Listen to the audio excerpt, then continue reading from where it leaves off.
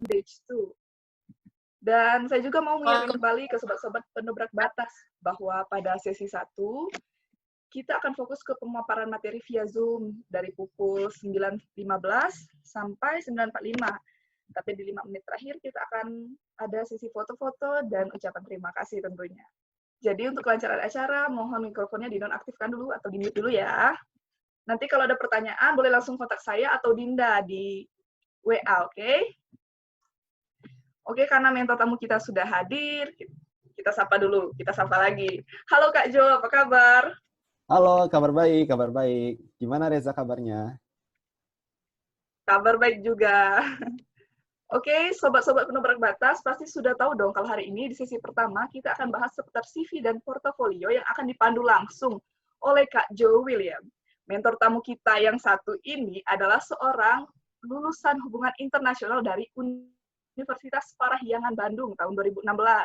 Sekarang Kak Jo sebagai CPO Analyst Tuang Guru. Benar kan Kak Jo? Betul Baru sekali. saja ya jadi CPO Analyst Tuang Guru. Dan juga top 10 graduate YLI Wave 11. Dan tentunya sebagai penerima beasiswa Imanusman Batch 2. Baiklah, langsung saja untuk Kak Jo. Time is yours. Oke semua, Assalamualaikum warahmatullahi wabarakatuh. Selamat pagi semua, tetap semangat terus. Jadi betul banget kata Kak Reza, terima kasih. Pada kesempatan kali ini kita akan membahas tentang pembuatan CV dan portofolio ya. Nah, sebetulnya saya hampir setiap minggu itu membawakan materi ini. Tapi mungkin di sini pertama kalinya saya akan secara khusus nih mereview CV teman-teman semua. Jadi siapa yang CV-nya mau direview? Nah, saya akan langsung berikan kesempatan.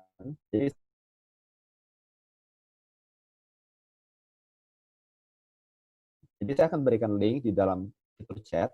Selamat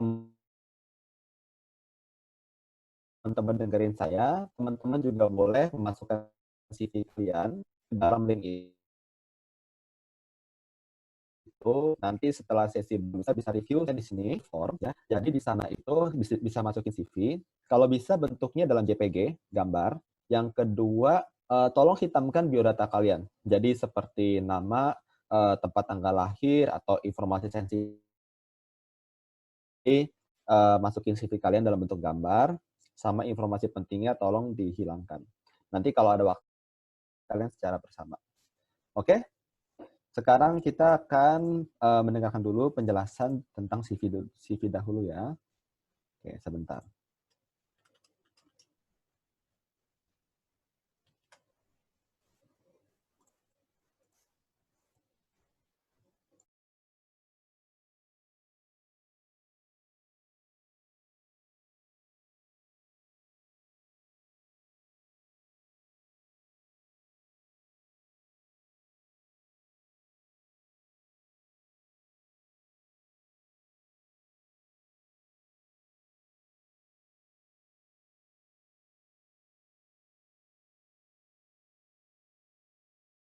Biasa lebih dari 2 halaman.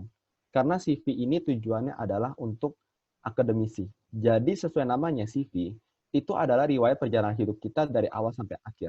Makanya seringkali CV itu isinya bahkan sampai 10 halaman, sampai 8 halaman, sampai 7 halaman. Jadi kalau kamu misalnya mau melamar untuk S2 atau untuk jenjang-jenjang profesor, akademisi, CV-mu harus dibuat sepanjang-panjangnya. Jadi misalnya 8, 9 halaman, 10 halaman. Tapi kalau misalnya kamu mau melamar kepanitiaan, melamar organisasi, melamar magang kerja, maka yang dibutuhkan itu adalah resume. Nggak lebih dari 1 atau 2 halaman.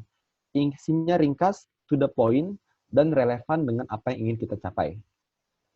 Nah, jadi ingat ya, setiap kali kepanitiaan atau perusahaan minta CV, kamu jangan kasih yang 10 halaman, karena mereka maksudnya adalah meminta resume. Yang itu cuma 1-2 halaman. Oke, jadi makanya kita hari ini akan membahas tentang resume. Oke, berikutnya, kenapa resume penting? Resume itu adalah identitas pribadi kita seumur hidup. Jadi sampai kita udah lulus, sampai kita tua, kita selalu akan ada resume gitu. Jadi kalau kita ada KTP, kita ada paspor, kita juga ada resume. Nah, ini penting. First impression is everything. Ketika kalian ketemu orang, Apa yang pertama kali terlintas di pikiran kalian saat melihat orang itu? Pertama, penampilannya, dan yang kedua, kalimat pertama yang dikeluarkan. Itu adalah first impression. Jadi kalian langsung tahu, oh orang ini jahat, oh orang ini baik gitu. Itu biasa dari tampilannya dan dari kalimat-kalimat pertama yang dia keluarkan. Nah, sama. Jadi bagaimana kalian bisa meyakinkan orang, nggak ketemu langsung, bahwa kalian itu hebat, kalian itu baik? Melalui resume. Ya, jadi setelah ini, bagi yang belum ada resume, silakan dibuat dan harus dibuat sebagus-bagusnya. Nah, itu juga penting bahwa recruiter biasa melihat resume kita itu nggak lebih dari 7 detik. Jadi harus dibuat benar-benar bagus karena CV kalian tuh atau resume kalian nggak bakal dilihat lebih dari 7 detik. Ya, ini penting banget untuk semuanya. Lalu ada juga fakta yang saya temuin, 88 resume yang memiliki foto profil itu akhirnya ditolak. Nah, jadi pertanyaannya, perlu nggak foto profil di dalam resume? Nanti kita juga akan bahas. Oke, udah mulai menarik ya. Nah, sekarang saya mau tanya ke kalian. Boleh coba ditulis di kolom chat ya. Silakan ditulis di kolom chat. Kalian bayangkan kalian jadi recruiter. Pilih yang kiri atau pilih yang kanan? Silakan ditulis di chat. Kanan, kanan. Oke, dari Kak Agustinus, Kak Yazidul, kanan. Vanessa, Abadi. Oke, kanan ya. Ada beberapa yang kiri. Nggak apa-apa. Nggak ada jawaban yang benar, nggak ada jawaban yang salah. Jadi, recruiter itu memang mempunyai pandangan yang sangat subjektif ya. Ada yang suka kiri, ada yang suka kanan. Tapi kalau kamu pengen ke tempatnya benar-benar tinggi, kamu meng-aim sesuatu yang tinggi, misalnya perusahaan top dunia, perusahaan top Indonesia, kampus-kampus top di Indonesia, organisasi-organisasi besar, mereka biasa pilihnya yang kanan. Kenapa yang kanan? Kelihatannya yang kanan itu datar, hitam putih, nggak menarik. Menariknya bukan dari tampilannya, tapi dari kata-kata yang dikeluarkan. Kalian coba lihat ya, jangan kita jangan perhatiin warnanya, kita perhatiin tulisannya. Ketika kalian ingin merekrut orang, kalian bakal pilih yang kanan. Kenapa? Karena ada informasinya detail. Dia ada perjalanan hidupnya, dia ada prestasinya. Sementara yang kiri, dia cuma masukin bagian pendidikan sama fakta-fakta hidupnya. Nggak ada prestasinya yang kiri gitu. Jadi kita harus membuat seperti yang kanan. Ada prestasinya. Warna itu tidak penting.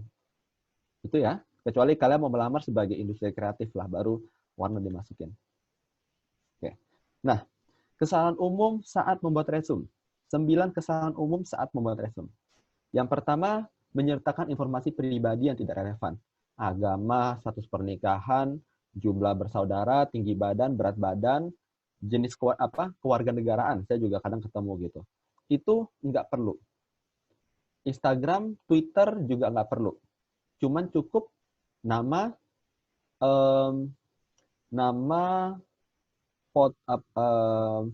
alamat email, handphone, sama LinkedIn. Yang kedua, jangan dibagi jadi kiri kanan atau 2 kolom. Cukup bikin dari memanjang dari atas ke bawah 1 kolom saja.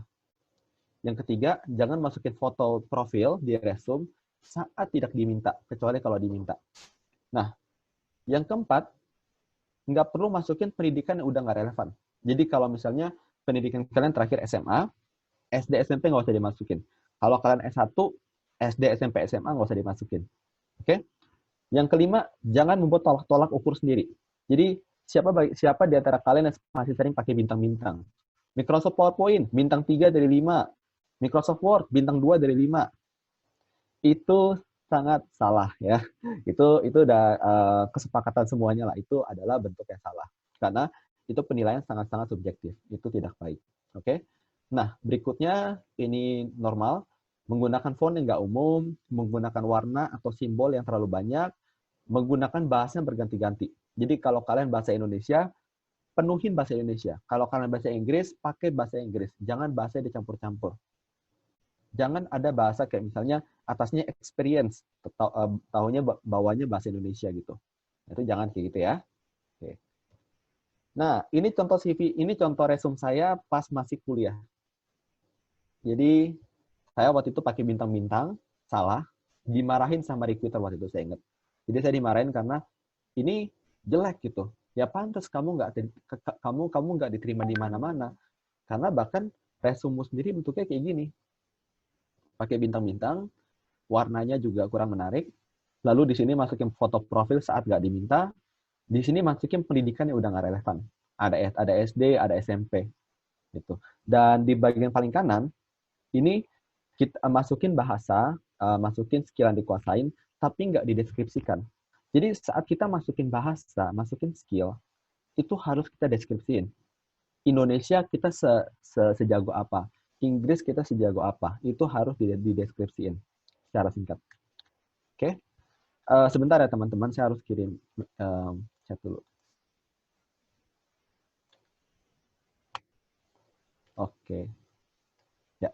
Soalnya saya masih kerja hari ini, jadi dari tadi saya urus yang bentar lain bentar. Oke, nah resume seperti ini direkomendasikan nggak? Jawabannya tidak, karena coba kalian lihat, dia warnanya itu udah dari sini warnanya itu mencolok. Jadi orang pas buka, orang nggak lihat experience-nya dulu, pengalamannya. Orang langsung lihat warnanya gitu. Nah, ini tidak baik ya. Jadi cukup hitam putih atau warnanya netral. Abu muda, abu tua, biru tua itu masih baik. Nah, ini baru contoh resume yang baik. Kalau bagi kalian yang udah kerja, silakan pakai yang kiri. Bagi kalian yang mahasiswa, silakan pakai yang kanan. Dilihat dulu 5 detik silakan. Kak, bedanya di mana? Bedanya kalau yang profesional, dia pendidikannya udah taruh di paling bawah atau udah bisa dibilang kurang signifikan. Tapi bagi yang mahasiswa, pendidikannya masih ada di bagian atas. Kenapa demikian? Karena kita memasukkan sesuatu ke dalam resume itu apa yang kita ingin tonjolkan kepada pihak HRD atau pihak recruiter. Kalau misalnya kita pengalaman kerjanya sudah banyak, maka pendidikan menjadi tidak relevan lagi. Tapi bagi kalian yang masih berkuliah atau masih SMA, berarti pengalaman kerja kalian belum banyak kan? Tonjolkanlah edukasi kalian, pendidikan kalian. Dan selama pendidikan itu kalian ngapain aja? Saya di SMA ngapain aja? Saya selama berkuliah itu ngapain aja? Gitu ya. Nah, sekarang kita bakal bedah CV ya. Kita mulai dari paling atas dulu. Masukin nama, kontak itu bagaimana? Bisa seperti ini. Jadi masukin namanya di atas, bisa nama Jupriyadi, di sini ada kotanya, alamatnya gitu ya. Alamatnya nggak perlu tulis jalan, RT, RW, itu nggak perlu. Tulis kecamatannya aja, kotanya di mana. Jadi orang tahu kamu tinggal di area mana gitu. Masukin juga nomor telepon, alamat email, sama LinkedIn kalau ada. Jadi LinkedIn-nya juga bebas, bentuknya kayak gimana ya. Cukup itu saja. Oke, silakan di screenshot ya. Ini ini nanti bakal dibagi juga, cuman nggak apa-apa bisa di screenshot. Nah, berikutnya, perlu nggak Kak masukin deskripsi? Deskripsi di bawah biodata kita. Jawabannya opsional. Boleh iya, boleh nggak. Tapi kalau saya saranin, rekomendasi dipakai. Gimana cara buat description baik? Saya nih, selama sebulan ini, saya udah review 80 CV orang. 80 CV atau 80 resume. Dari mereka, ya 80 itu, 70-nya masukin kayak gini. Sama persis. Saya adalah orang yang suka bekerja keras. Saya jujur, saya saya pantang menyerah. Selalu ada kalimat itu. Itu sudah sangat nggak efektif, karena semua orang pakai kalimat itu untuk deskripsinya. Jadi apa yang harus dilakukan? Pertama, kalian buat jangan lebih dari 3 kalimat. Lalu, di kalimat pertama, masukin pendidikan kalian. Oke, saya telah berpengalaman, misalnya kamu mau jadi apa? Kamu mau jadi penterjemah ya. Saya telah berpengalaman tahun menerjemahkan dokumen dari bahasa Indonesia ke Inggris. Titik. Nah, di kalimat kedua, kalimat ketiga, masukin pengalaman-pengalaman kita. Selama saya menjadi penterjemah, saya telah menerjemahkan dokumen Universitas A. Saya telah menerjemahkan dokumen B, dokumen C. Lalu, saya juga ahli di bahasa Prancis dan bahasa Belanda. Cukup 3 kalimat kayak gitu. Nggak perlu lagi masukin, saya orangnya bekerja keras, saya taat sama orang tua, saya pantang menyerah gitu. Itu semua sangat subjektif dan tidak ada pembuktiannya. Yang di sini kita mau buktikan kepada mereka. Oke. Nah, bagian pendidikan, gimana cara kita buatnya? Jangan lihatnya atas dulu. kita lihat yang bawah. Pertama, masukin nama universitas atau nama SMA kalian. Masukin di sini, kiri atas. Lalu samping kanannya, masukin asal kota kalian. Tadi ada yang dari, misalnya dari mana? Bondowoso ya. Masukin Bondowoso, Jawa Timur. Gitu. Kalau negara nggak usah lah, Bondowoso, Jawa Timur. Nah, di bawahnya masukin gelar kalian. Kalau udah lulus, silakan tulis graduate atau bachelor. Kalau belum lulus, silakan tulis undergraduate. IPK, GPA itu IPK. Perlu masukin nggak? Kalau IPK kalian jelek, mending jangan dimasukin. Tapi kalau IPK kalian bagus, baru dimasukin. IPK yang misalnya di bawah 3, itu tidak usah dimasukin. Oke? Nanti takutnya kalian malah dijudge oleh para recruiter. Masukin juga tahun belajar di sebelah kanan. Lalu, paling bawahnya, baru masukin prestasi kalian. Oke, saya selama di universitas berhasil memperoleh 2 juta untuk kegiatan danus panitia A. Berhasil memperoleh 3 perusahaan kerjasama untuk panitia B. Berhasil memperoleh 1 juta untuk acara debat. Itu baru dimasukin per poin, ya. Harus dibikin bullet points biar bagus. Nih, ini yang atas saya ambil contoh dari teman saya. Yang bawah ini dari orang Harvard punya. Sama-sama apa? Sama-sama pakai bullet points. Begitu ya. Jadi jangan cuma ditulis pendidikan aja, tapi harus ada bullet points-nya juga. Oke. Nah, selanjutnya, ini adalah bagian dari kemampuan teknis. Jadi kalau kemampuan teknis kalian ada, silakan dimasukin kayak gini. Bagian coding, operating, bagian technical skill-nya.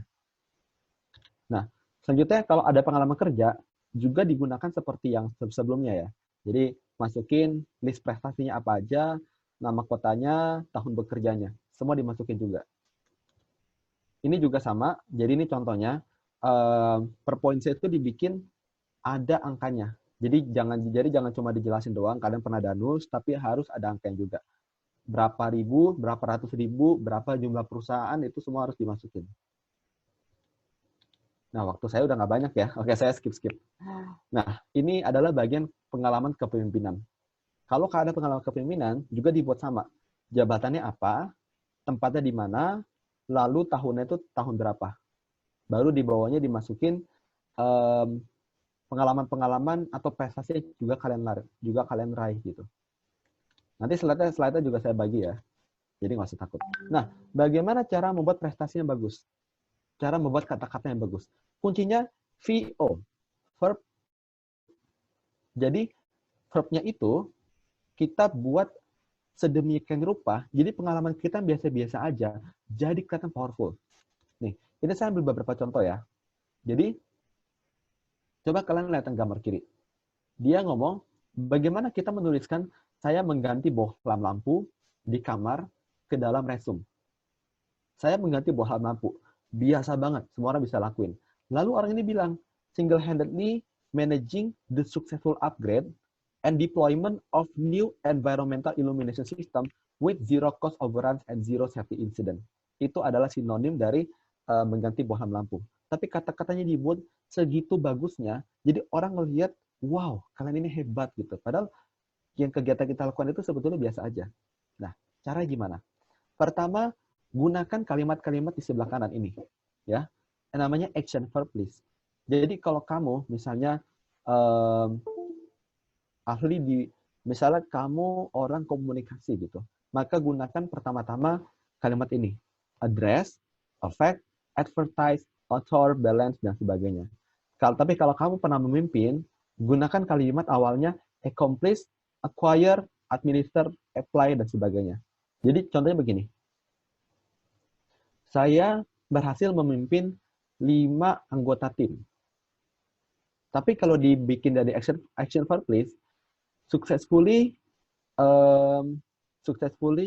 accomplish three organization in my university with over 50 staff gitu. Jadi kita buat kalimatnya segitu powerful dengan menggunakan action verb list. Oke. Nah, berikutnya ini juga perlu dimasukin informasi tambahan. Kalian kalau ada bahasa yang dikuasai, ada ketertarikan, ada sertifikat, ada konferensi yang pernah diikuti, publikasi atau riset, pengalaman sukarelawan, silakan sekali dimasukin. Yang penting nggak lebih dari 2 halaman. Ini contohnya seperti ini. Jadi ada bagian volunteernya, ada bagian informasinya, ada bagian ketertarikannya gitu. Nah, itu dulu dari saya. Nanti kalau bagi kalian ada yang tertarik untuk tahu lebih lanjut, mungkin kita bisa tanya-tanya di kolom Q&A. Saya jujur udah nggak sabar untuk ada Q&A dengan kalian. Seperti itu. Oke? Mungkin selanjutnya kita mau akan jelasin sedikit dari portofolio ya. Oke. Ini masih ada waktu berapa lama, Dava? Ini sepertinya mungkin Zoom-nya tuh udah mau selesai kok. Jadi mungkin kita bisa bikin link baru ya untuk sesi portofolio. Jadi Oh, oke? gitu. Ya nggak apa-apa, nggak apa. Jadi ini gimana sekarang? Kita move ke link berikutnya atau? Iya, kita move ke link berikutnya. Kita end dulu di sini ya, teman-teman. Mohon maaf atas Oke. ketidaknyamanannya. Oke. Nggak apa-apa, nggak apa. Thank you. Ya. Sebetulnya itu apa? Itu adalah suatu bentuk kita, tujuan hidup kita mau ngapain. Jadi kalau tadi resume itu adalah perjalanan karir kita, perjalanan organisasi kita, di dalam portofolio kita masukin semuanya. Dari pengalaman kita, tujuan hidup kita, 1 tahun ke depan mau ngapain, 2 tahun ke depan mau ngapain, 5 tahun ke depan mau ngapain, mimpi kita apa gitu. Lalu juga ini kalian anggap portofolio sebagai lembaran hidup kalian. Seluruh perhatian, seluruh mimpi itu dicurahkan ke dalam portofolio ini. Nah, portofolio bentuknya bisa banyak. Kalau teman saya Eleazar, dia memakai bentuknya seperti PPT. Ada satu juga teman saya, dia memakai bentuknya seperti buku ya. Jadi seperti buku ini. Dua-duanya bebas, nggak ada ketetapan khusus. Kalau tadi resume itu, saya rekomendasi bikinnya hitam putih dari atas ke bawah kan. Untuk portofolio, saya nggak ada rekomendasi sama sekali. Kamu mau bikin pakai PDF, bebas. Mau pakai buku, bebas. Pakai poster, silakan. Mau dalam bentuk apapun, silakan. Gitu. Karena ini yang membuatnya adalah suatu ciri khas dari kepribadianmu sendiri.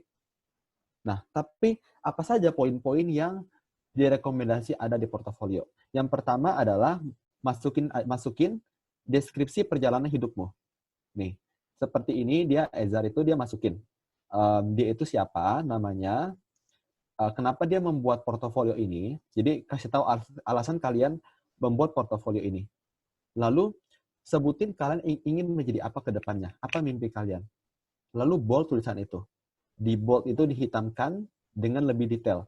Kalau di sini dia bikin bold, fully fledged educator. Jadi orang dengan baca sekilas, orang langsung tahu dia pengen jadi educator. Oke, nah berikutnya masukin inspirasi kalian.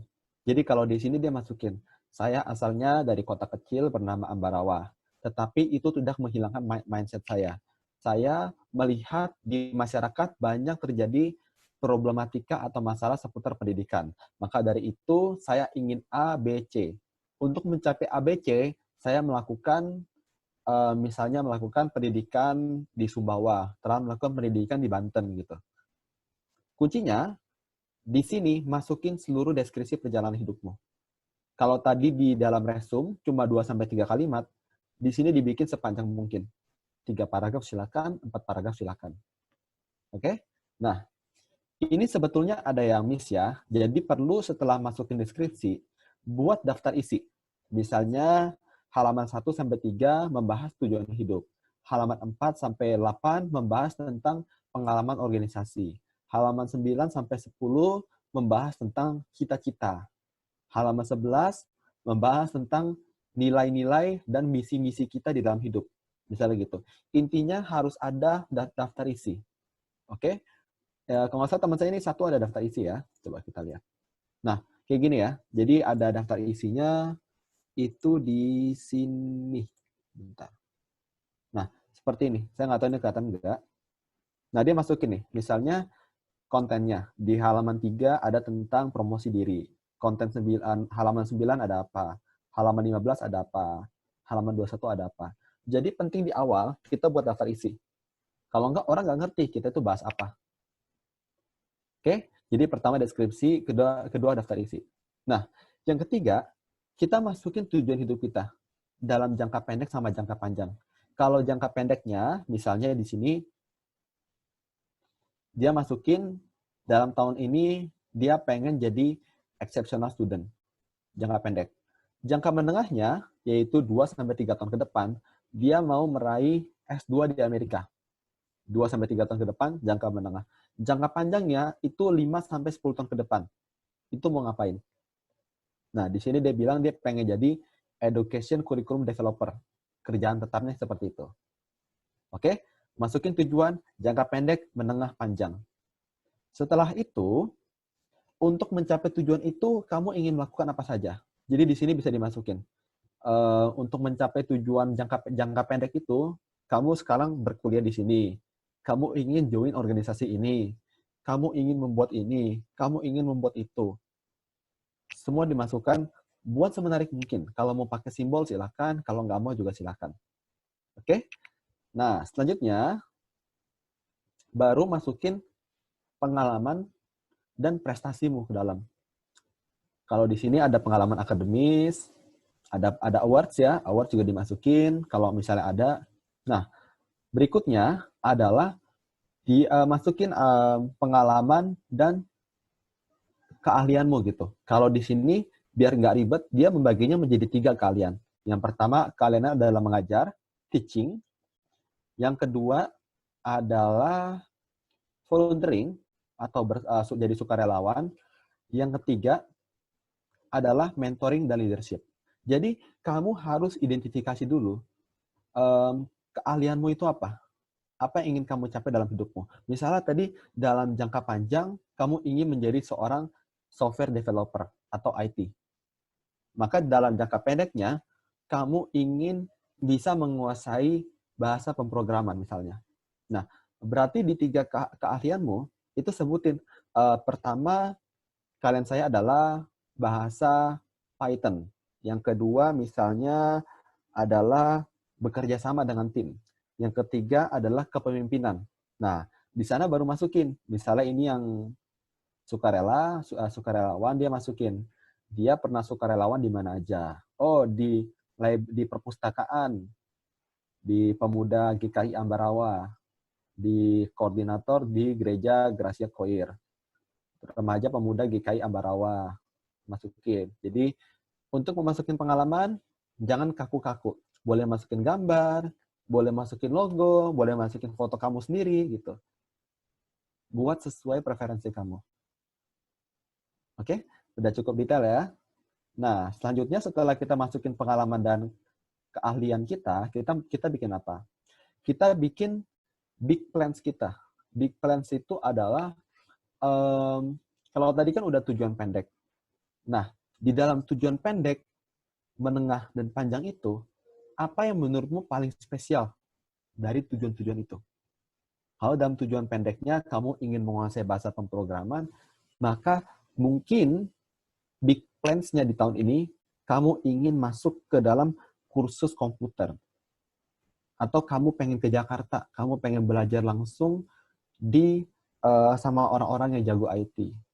Atau kamu pengen ke Singapura, ikut event-event komputer gitu. Itu big plans-mu. Baru setelahnya, kamu bebas masukin apa aja. Kalau di sini si Ezar dia bikin dia perjalanan hidupnya. Di sini dia ditolak di mana aja. Karena ditolak, dia akhirnya jadi punya apa gitu. Tapi bebas. Kalau saya nggak kayak gini. Saya bikin misi hidup saya apa. Misi hidup saya misalnya karena saya ingin membahagiakan orang tua. Sesimpel bahwa orang tua saya nggak ada yang lulus SMA, nggak ada yang lulus sarjana gitu. Saya pengen jadi orang pertama di keluarga saya yang lulus sarjana. Lalu saya ingin membiayai adik-adik saya biar bisa sekolah sampai S2. Itu adalah misi hidup saya. Jadi setelah bagian dari big goal, kalian bebas masukin apapun. Masukin visi misi hidup, faktor pendorong kalian, motivasi kalian, kondisi keluarga, kondisi lingkungan. Silakan. Curahkan semua hatimu ke dalam portofolio. Bikin orang yang membaca portofolio itu merasa menjadi dirimu. Gitu ya. Nah, jadi itu cukup dari saya. Selanjutnya boleh masukin dokumentasi foto seperti ini. Lalu jangan lupa terakhir sertakan alamat email kalian, LinkedIn, sama media sosial. Jadi kalau di resume tadi nggak usah media sosial, tapi di sini silakan masukkan media sosial. Nah, oke. Dari saya cukup seperti itu. Mungkin kita masih ada waktu nggak, Dava? Masih 10 menit. 10 menit. Wah, banyak ya. Oke, mungkin saya bisa review CV dari teman-teman sekarang. Ini semua udah dimasukin ya, ada berapa nih? 12. Wah, tadi terakhir 2 ya. Oke, teman-teman semua ini udah dihitamkan ya biodatanya ya. Oke, kita bisa langsung review. Oke, dari ke history dulu ya. Oke, teman-teman semua bisa ngelihat. Wah, oke. Menarik ini. Ini CV-nya menarik ya. Jadi, sebentar ya, kasih saya waktu untuk review dulu. Oke, jadi begini ya, pengalaman ini sudah bagus, tapi saya melihatnya ini masih agak kurang rapi. Kenapa? Karena di sini, lihat ini ada yang kayak rata kiri, di sini rata kiri gitu.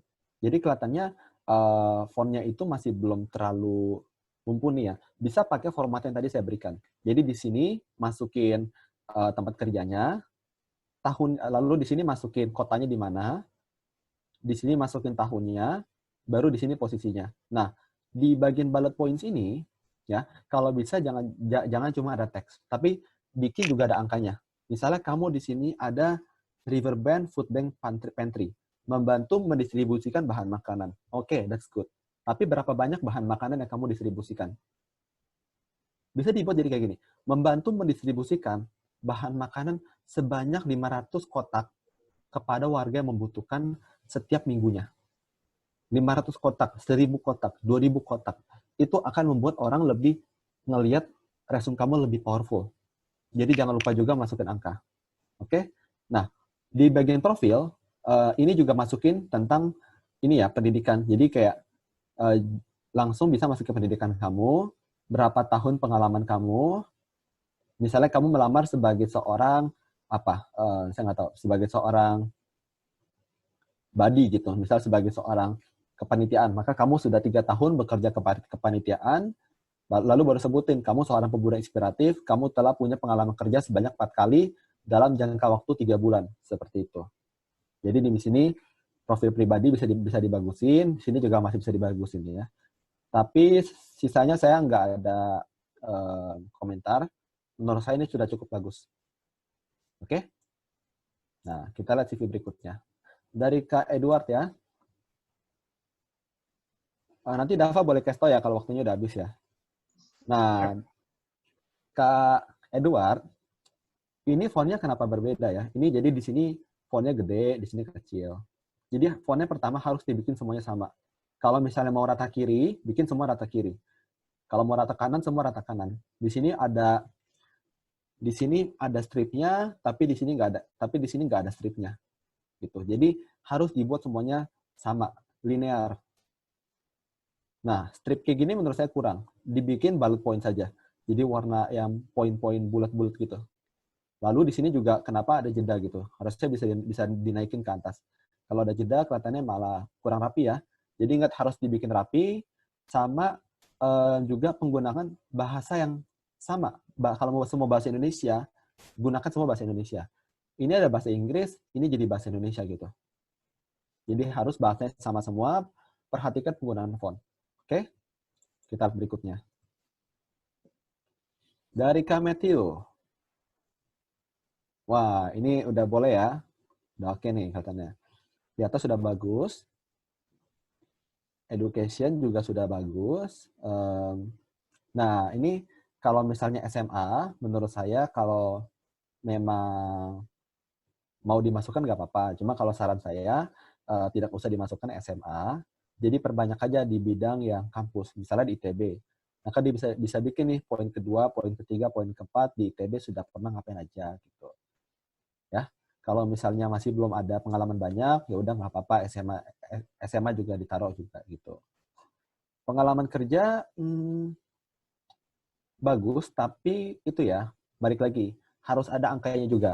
Misalnya nih video solution makers. Nah, berapa banyak video yang kamu sudah pernah handle gitu. Itu kan bisa dimasukin. Itu nilai plusmu gitu. Pengalaman organisasi, sudah bagus. Saya nggak ada komentar. Skill, nah, English. English-nya itu, English apa? Writing kah? Reading? Listening? Harus dimasukin. English, buka kurung, ahli di writing. Atau buka kurung, ahli di speaking. Kalau speaking, seberapa jagonya kamu? Misalnya, saya intermediate proficiency. Saya fluent proficiency gitu. Native proficiency. Itu harus dimasukin juga. Oke? Next ya. Ini Kak Agustinus. Wah, oke. Ini kurang rapi ya, Kak Agustinus di sini. Dirapiin. Ini juga bisa dinaikin ke sini. Nah, ini sudah boleh. Oke. Kalau bisa dibikin jangan rata kiri ya. Dibikin yang justify. Jadi rata dari sini sampai sini. Ini udah boleh, bagus. Nah, ini bagus, tapi kenapa fontnya beda ya? Di sini fontnya gede, di sini fontnya kecil gitu. Di sini bold, di sini normal. Nah, ini harus diperhatiin ya. Ini bisa dibikin fontnya normal aja, disamain kayak gini. Tapi sisanya udah boleh. Ya, saya nggak ada. Ini udah bagus. Nah, di sini juga bagus nih. Nah, ini bagus nih. Jadi di sini misalnya fast secretary. Ditekenin attended by berapa orang. Ada angkanya. Sini juga ada angkanya. Ini udah bagus.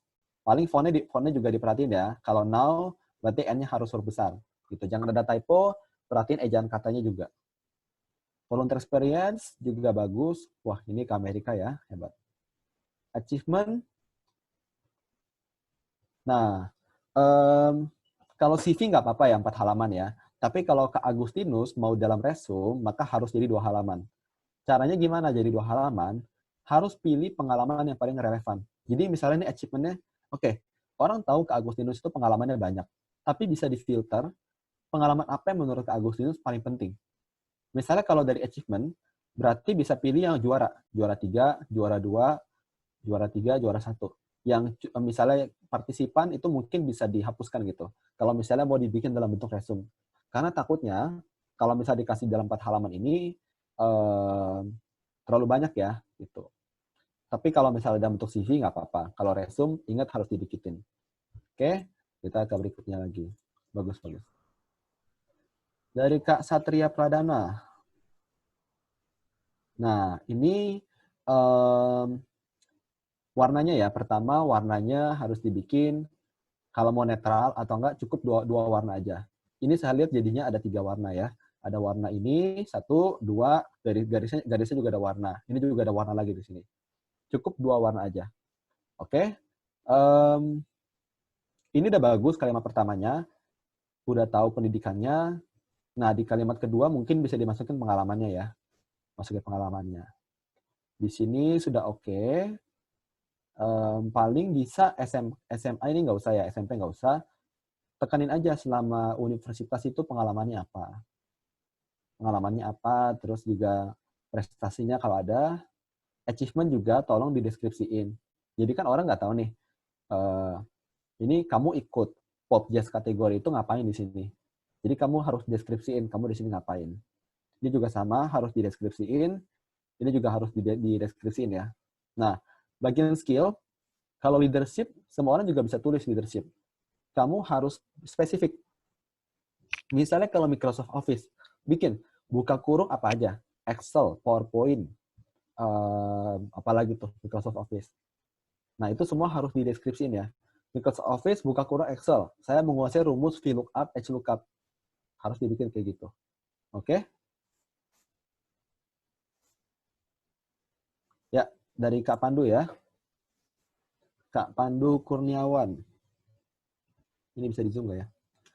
Oke, Kak Pandu, ini nggak perlu ada ini ya. Jadi kayak single, agama, jenis kelamin, ini nggak perlu ya. Cukup ditulis yang penting aja. Tadi nama, alamat email, sama nomor HP. Oke. Nah, ini juga SD, SMP, SMK nggak perlu. Cukup universitas saja. Dibikin prestasinya apa selama berkuliah. Nah, ini udah ada prestasinya kan? Harus dideskripsiin. Misalnya, awardee Youth Lead Indonesia. Itu apa organisasinya? Ngapain kamu di sana? Harus ditulis. Oh, saya di Yolid itu saya berbuat ini, saya berbuat itu. Ini juga sama. Komunitas sahabat daku. Orang kan kalau baca nggak tahu ini komunitas apa. Jadi harus dideskripsiin ini komunitas apa. Ini juga pelatihan dan pengalaman kepanitiaan. Kalau kebanyakan, silakan difilter. Pilih yang penting aja, dideskripsikan di sana ngapain aja. Oke? Nah, ini juga sama nih. Kalau misalnya teamwork, buktinya apa? Kamu bisa teamwork. Buktinya teamwork, buka kurung, saya pernah memegang 5 kepanitiaan sekaligus sebagai leader. Misalnya kayak gitu. Ya. Oke. Dari Kak Elvan. Udah cukup ya? Iya, kayaknya untuk teman-teman yang lain mungkin kita bakal ada sesi pengecekan CV juga satu persatu, tapi tidak sekarang gitu. Jadi sebenarnya makasih banyak buat Kojo yang udah sempat ngecekin juga gitu. Tapi nanti insya Allah bakal ada sesi khusus juga buat semua teman-teman yang masuk ke batch 2 ini untuk dicekin satu persatu CV-nya, tapi bukan bulan Agustus ini ya. Nanti akan kita bicarakan lebih lanjut di WhatsApp. Nah, mungkin untuk sekarang kita kembalikan lagi ke moderator. Ada sesi foto-foto dan juga sesi terima kasih. Silakan Kak Reza.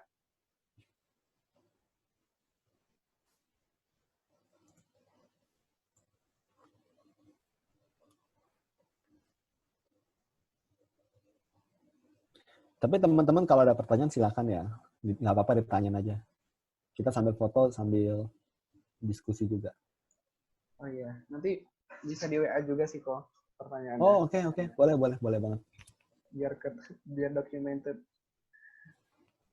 Oke, silakan, siap. Terima kasih Kak di CV-nya. Iya, sama-sama Kak Made, Kak Matthew, Kak Nona, Pandu, sama-sama ya. Semoga bisa membantu.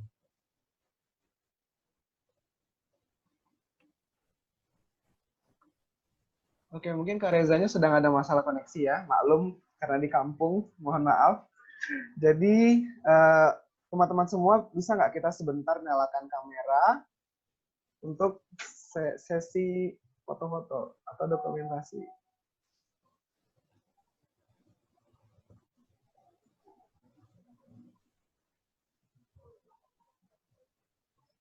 Oh ya, Kojonya mungkin bisa unshare dulu screen-nya. Oh iya, siap. Oke. Sip.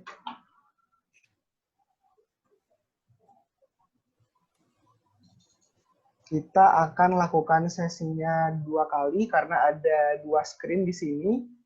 Jadi silahkan kalau mau bergaya-gaya dulu, rapikan rambut, rapikan jilbab.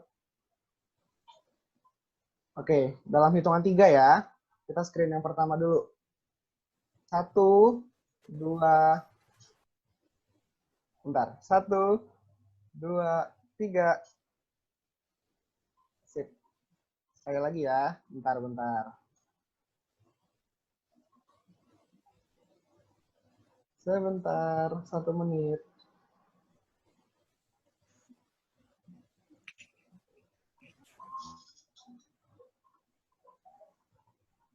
Oke. 1, 2, 3. Sip. Nanti bakal di-share di WhatsApp. Jadi jangan khawatir kalau mau bikin story atau mungkin teman-teman mau bikin reflection juga, rangkuman atau apapun silahkan ya nanti di platform masing-masing.